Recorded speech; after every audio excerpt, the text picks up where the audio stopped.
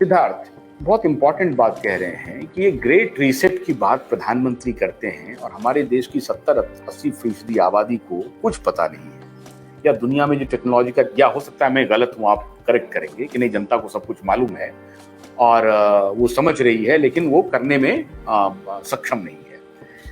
ये जो great reset है उसका सीधा तात्पर्य है टेक्नोलॉजिकल ग्रेटर इंटरवेंशन का, आर्टिफिशियल इंटेलिजेंस का। हर जगह टेक्नोलॉजी आ जाएगी, सब कुछ ऑटोमाइज्ड हो जाएगा। इसमें जो हमारा किसान है और एक बहुत बड़ा वर्ग है, हमारा ग्रामीण जो आबादी है, वो तो कहीं सेट ही नहीं कर पा रही है। तो ये कैसे अपने आप को अलाइन करेगी पूरी दुनिया से? और प्रधानमंत्री ये तमगा लेकर के घूम रहे हैं कि ग्रेट रीसेट के में हम बाहर कैसे रहेंगे और दुनिया के साथ कदम से कदम जोड़ करके हमको चलना पड़ेगा, हम स्टैंड अलोन नहीं हो सकते हैं, अदरवाइज हम अकेला छूट जाएंगे। तो इंक्लूजन होगा कैसे?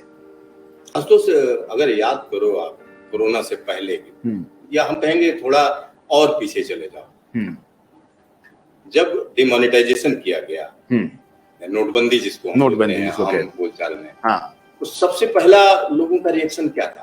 लोग लाइन में लग गए, तमाम चीजें इस तरीके की हुई, और जिसमें अगर विपक्ष की बात करें तो विपक्ष का जो रिएक्शन था उसको समझ में नहीं आ रहा था हम करें क्या। लेकिन उसका जो अगर उसके फायदे अगर हम गिनाएं आपको, तो आप कहेंगे तो सरकार की बात कर रहा है। बात ये नहीं है, बात ये है जब हम टेक्नोलॉजी इतनी आसान कर देते हैं। टेक्नोलॉजी ने क्या किया? आपकी लाइफ आसान कर रही है।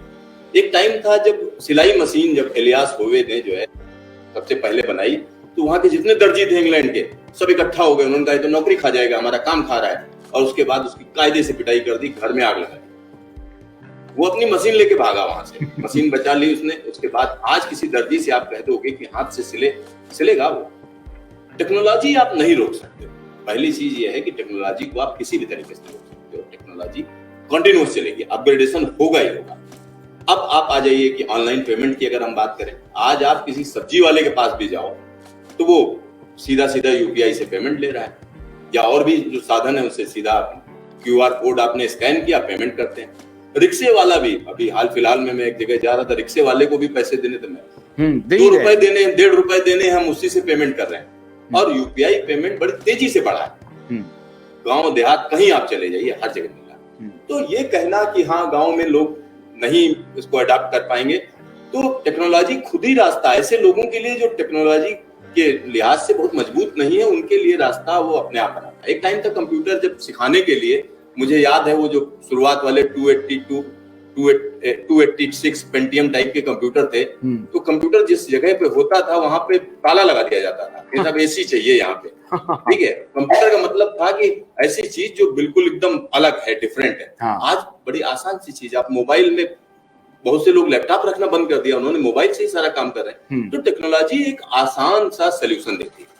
अब आप चले जाइए किसान की बात करें। किसान पहले क्या होता था कि भाई आपका, बहुत से किसानों ने डाइवर्सिफाई किया है, तरह तरह की फसलें, तरह तरह की चीजें जो आप सोच भी नहीं सकते हो। जैसे ड्रैगन फ्रूट को आप गुजरात में किसानों ने उठाया, उसके बाद लखीमपुर खीरी जैसी जगह, जिसको मैं एक तरीके से मानता हूं कि अगर सरकार के आंकड़े में जाए पिछड़ी जगह मानी जाती है, वहां पर लोग जो है ड्रैगन फ्रूट छोड़ रहे हैं गन्ने को, क्योंकि उनको समझ में आया कि गन्ना तो हमारे गले में फांस बन रहा है, हम डिपेंड हो जा रहे हैं। तो वो फसलें जो जरूरत है, जिनको ऑनलाइन ले जाना है, अब आप कहेंगे मार्केट कैसे आ रही? वहां लोग जो है सीधा ऐप हैं जिनसे वो बताते हैं, अपनी फोटो खींचते हैं और ऑनलाइन उसका रेट तय होता है और आके जो एजेंट है ले जाता है। तो सोल्यूशन तो है, ऐसा नहीं कि नहीं है। ये कहना कि किसानों के लिए जो है बड़ी आफत हो जाएगी, किसानों के लिए रास्ते भी बनेंगे, लेकिन उसके लिए सोचना पड़ेगा। जैसे अगर प्रकाश जी की बात करें, प्रकाश जी ने कहा बहुत सी चीजें महंगी हैं, लेबर इंटेंसिव जो काम है वो धीरे धीरे कंप्यूटर के पास जाएंगे। आप ड्रोन के जरिए कीटनाशक छिड़काव बहुत आम होता चला जा रहा है बहुत सी जगहों में, क्योंकि अगर आप मैनुअली करते हो तो पूरे गन्ने के खेत में, अगर आपका 5 एकड़ का भी खेत है, तो आपको 2-3 दिन लग जाएंगे। ड्रोन से आपने ऊपर गए, छिड़काव करके जो है दिन भर में सारी की सारी फसल जो छिड़काव हो गया आ गया, और दूसरा जो आपका प्रोडक्ट है वो भी वेस्ट नहीं हो रहा। तो इस तरीके की तमाम इनोवेशन है जो कहीं ना कहीं किसानों की जिंदगी को आसान बनाएंगे। लेकिन हाँ, ये बात सही है प्रकाश जी की कि अगर आप जो है ये ध्यान नहीं दोगे कि इनपुट कास्ट कैसे जो है कम की जाए। अब ड्रोन है, ड्रोन आप अगर 10 लाख का ड्रोन बेचोगे तो कैसे होगा? आपको उसमें सब्सिडी देनी पड़ेगी।